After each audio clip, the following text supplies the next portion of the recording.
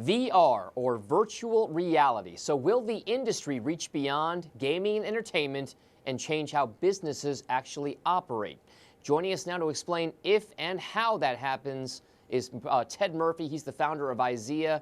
And Ted, whenever I talk about virtual reality, we think it's just entertainment, but it could be serious business, right? I mean, in what aspects could VR actually go beyond gaming and entertainment and actually change the way businesses operate?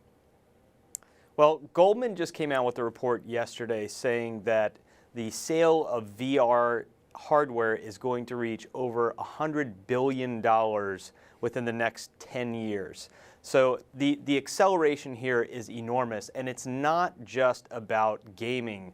A lot of us, when we think about VR, we think about these giant headsets, and we think about gamers, that are looking around and playing shoot-'em-up games. But it really has a lot of business applications as well. When you think about simulation, when you think about doctors who are in surgery looking around and doing virtual operations and understanding where things are within the body in a 3D space, that's where things really start to get interesting. And I think that there are applications that go beyond just virtual reality and also extend into augmented reality. This is what we've seen with things like Microsoft HoloLens, while we're looking around in space and we actually have an overlay where we can get additional data about what's going on. So let's say that you're in a meeting and you're actually getting real-time information right into your headset as you're having a meeting with people in a physical space.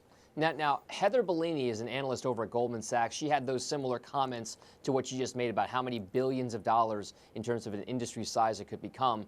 Is it really feasible to see that kind of volume, that kind of level in terms of business around virtual reality? And if so, what company do you think is going to lead the sector overall? Well, you've got a lot of people that are certainly competing in this space. You've got everybody from Microsoft to Google to Oculus and Facebook. I think that the biggest challenge right now for this entire industry is really the form factor. Nobody wants to walk around with these giant headsets on.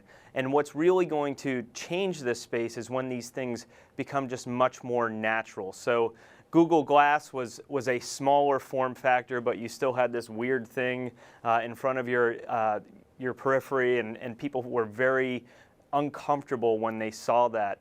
But Carl Zeiss actually just came out and made an announcement earlier this week where they actually have a set of glasses that look just like normal glasses that actually have the ability to display that information right within a normal lens. I think that that's going to be the key here, is when we can wear these products and that people don't feel like they look strange, and it doesn't make the people that they're meeting with and out in public with feel uncomfortable. All right, so when it becomes more mainstream, that's when maybe advertisers start jumping in, right? So how long do we think it is before advertising type companies or companies who will want to advertise to start to monetize on this virtual reality sector overall?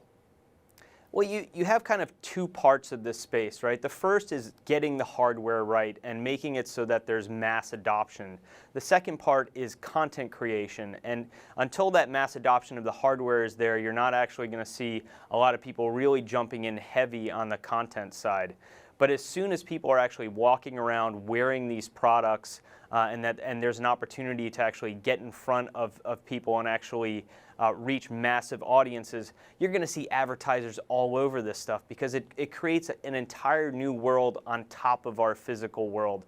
And it's a world that also has the ability to interact with it. So it's not just the fact that I can look around and see things, it's that on top of that, I have another layer of being able to do things with my voice, be able to see additional information and dig deeper. And that's where you're going to really see advertisers just go crazy with this. I think there's going to be a whole new industry that's born, and it's the people that have the ability, both on the technical side, to produce this interactive content and also have the ability to weave stories on top of that content. All right, so Ted, bigger than the smartphone industry one day?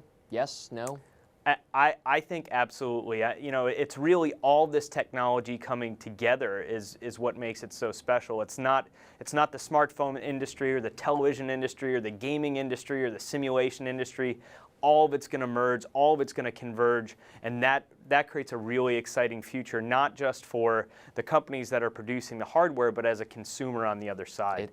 It's certainly a business and entertainment frontier that a lot of people are going to be looking to explore and, of course, devote resources to, Ted. Thank you so much for bringing us your thoughts there, Ted Murphy over at IZEA. And thanks for watching. I'm Dominic Chu.